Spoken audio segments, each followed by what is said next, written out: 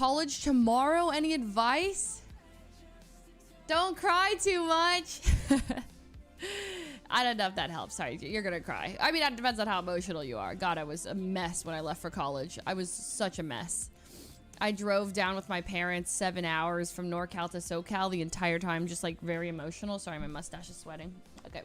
I drove down from NorCal to SoCal because I went to UC Irvine. I'm from NorCal. And that entire drive, I was just like, I had a knot in my stomach because I was just like, I am leaving home for the very first time in my whole life. And I'm not going to say goodnight to my parents and good morning to my parents. And they're all I know. And all my friends, like they all went to college already. And I don't have any friends. I have to make new friends.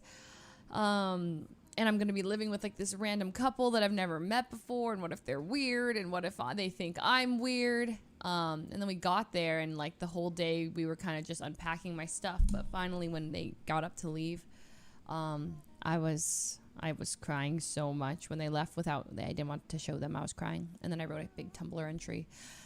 I listened to Taylor Swift a lot. Speak Now had just come out. So that was my album that was like getting me through all the times. And then college began and it was scary. It was really scary. Lecture halls were huge. I remember just being like, wow, I am but a little person in this 400 person lecture hall. And everyone was just like, you know, I'd just be like this one person in this massive lecture hall. And then my Professor Borvik, was a very scary, he was my chemistry teacher and he was terrifying.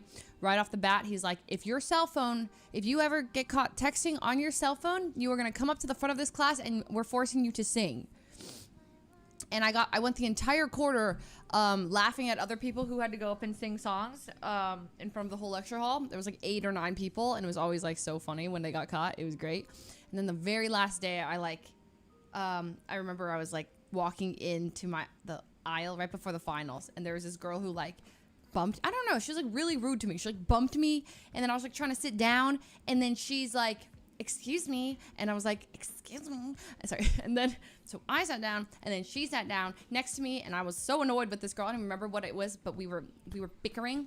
And then I was on my phone at one point and then like at one point in the class, right, I'm just like typing and then all of a sudden like I look up pretty much. I feel like the class kind of like go quiet. I kind of hear, I don't know, I just realized that I have to look up. I mean, like, no, anyways, I see my teacher, he's like telling me to come up to the class and I was like, oh no.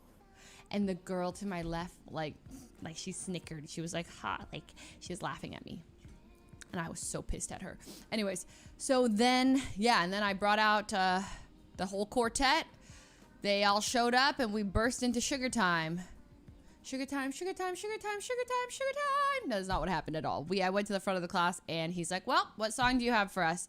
And I sang, the only thing I could think of was the moment from Mean Girls when Katie Heron, when the speaker, Gretchen hit the thing and it went like, and then Katie's like, what a bright time. It's that. So I just started singing that.